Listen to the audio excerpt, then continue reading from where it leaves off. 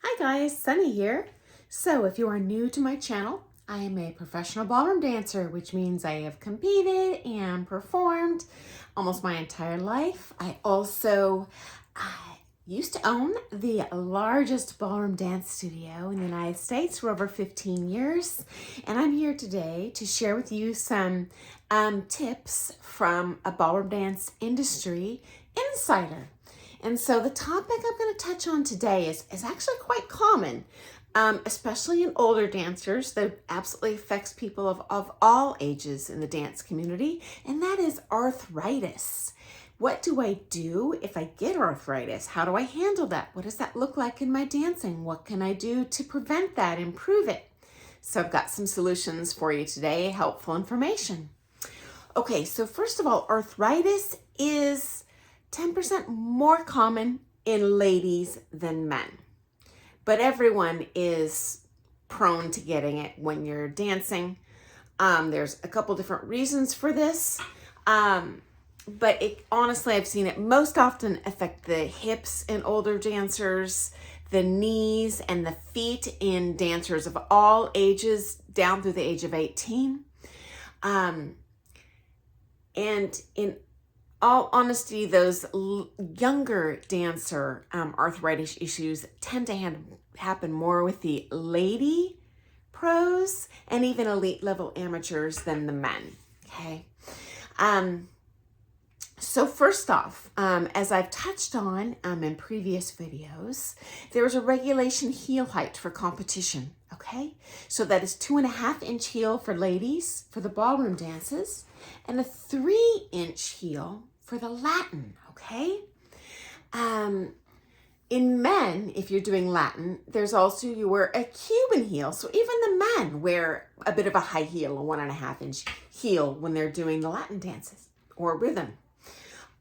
So you may not know that for every inch of heel you add to your shoe, you increase the pressure on your forefoot by 25%.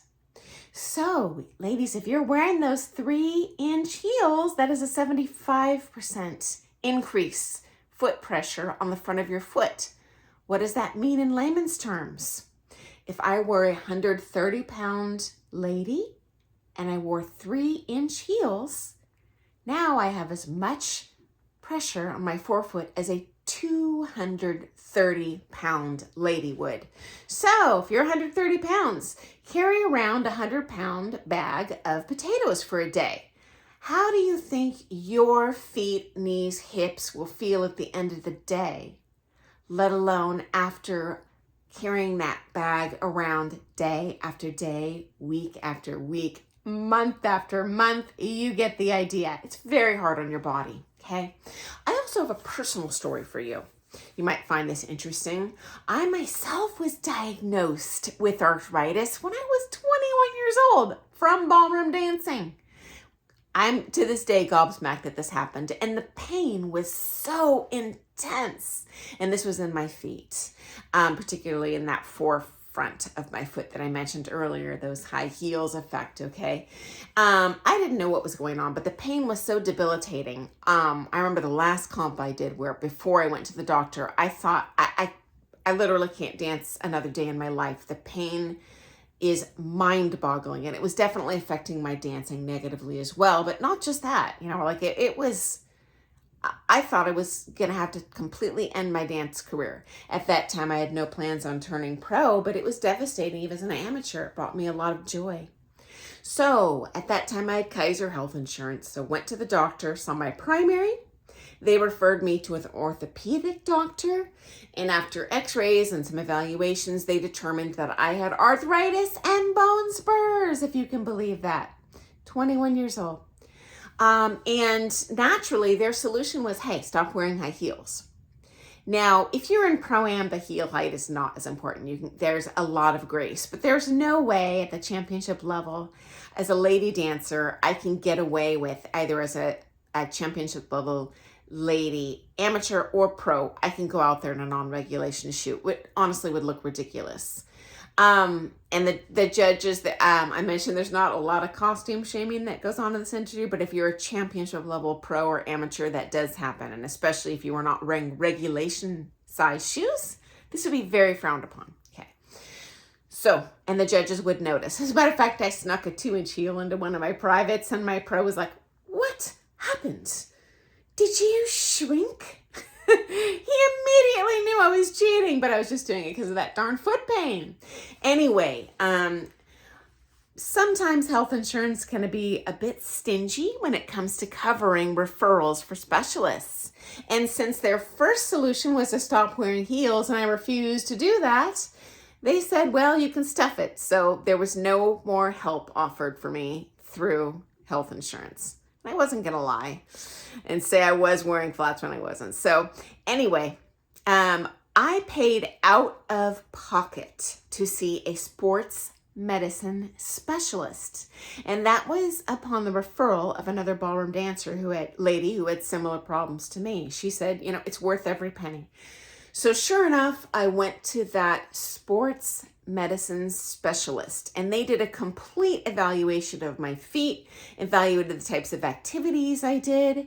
They absolutely accepted straight out of the chute that not wearing the appropriate footwear for my sport was unacceptable. To tell someone I'm wearing soccer to not wear cleats.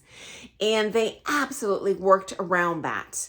They did a lot of really fancy evaluations of my feet, including like doing dance moves, and then in bare feet, standing and moving around on this kind of board that measures where your foot pressure is, how much weight is borne on what side of your foot. And they prescribed orthotics. This is not Dr. Scholl's, something you can pick up in the drugstore. They were custom made for me. If memory serves me correctly, that ran about $500 out of pocket. Again, worth every penny. Worth every penny to pay all of that. Because I invested in the doctor, I invested in the orthotics. The orthotics would not fit in my dance shoes, but they did fit in all of my other shoes.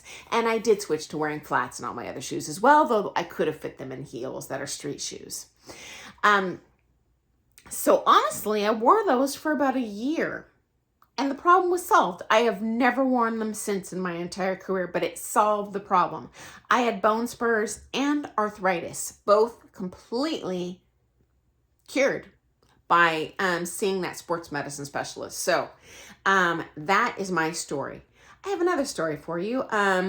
As later on in my pro career, I developed what's called bunionettes. It's a type of bunion on the outside of your foot. So very painful. Plus it sticks out into your shoe, making it even more agitated, swollen, etc. And so I had a student actually who dances a ton, and she's a marathon runner.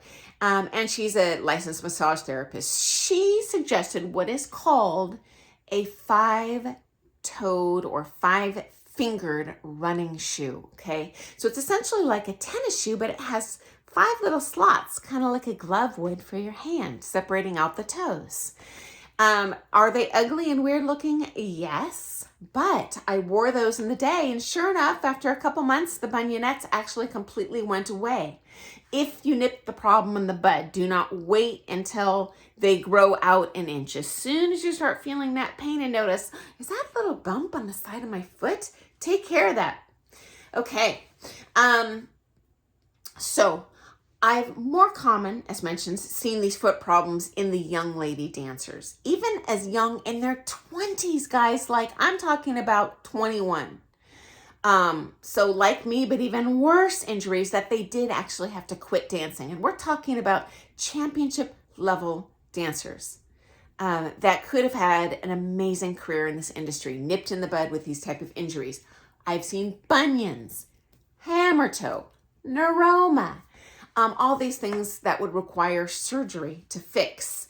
And even if you get the surgery, your foot is never going to fully recover its strength and mobility, which would really hinder your ability to do this wonderful, joyful activity long term, okay?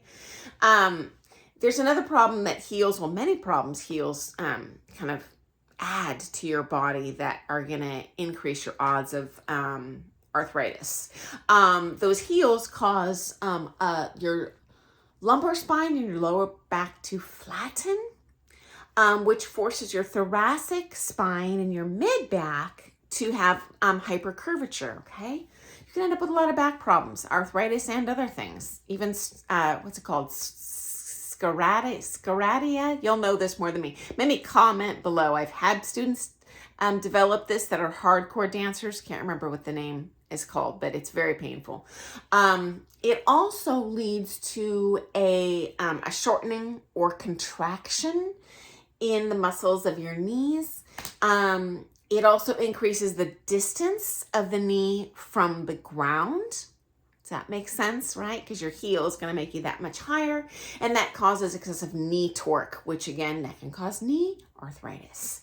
Finally, there's a couple preventative measures I highly suggest doing long before that arthritis develops, and even if it has. Number one, do not wear heels in the day. Man, this is not really going to apply to you, although even a cowboy boot's going to have a 1.5-inch heel for a man, or at least even a 2-inch heel. Wear flat shoes, wear comfortable shoes, even tennis shoes. I don't care how ugly they are. It's worth it. Okay, number two, and I can't say those young lady dancers that developed lifelong foot injuries that immediately stopped their dance careers. They all wore heels in the day too, not just in their dancing. But that being said, as a more mature lady, wear heels as little as possible outside, certainly, of your competitions or your lessons, or even your practice leading a couple weeks up to that comp, okay? And final suggestion, if you have to pick between the two styles, ballroom and Latin, all things being equal, I would roll with the ballroom. Here's why.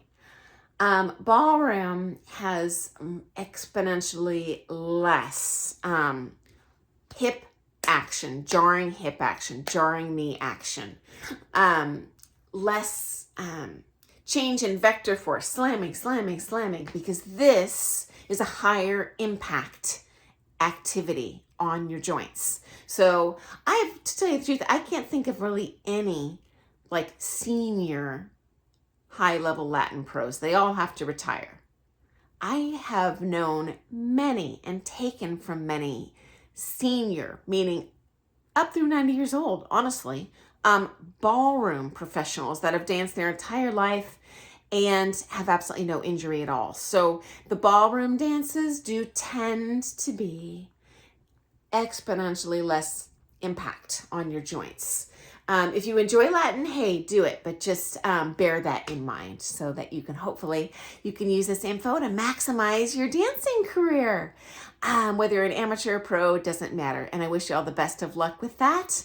And there is hope if you're suffering from that pain. So see you next time. Hope that was helpful. Comment below if you've had a dance injury. I'm sure all of our viewers would love to hear that. Also, please like and subscribe to my channel. I'm not monetized. The only reason I do this is to help you guys. And comment if you have questions or other topics you'd enjoy me covering. So have an awesome day, guys.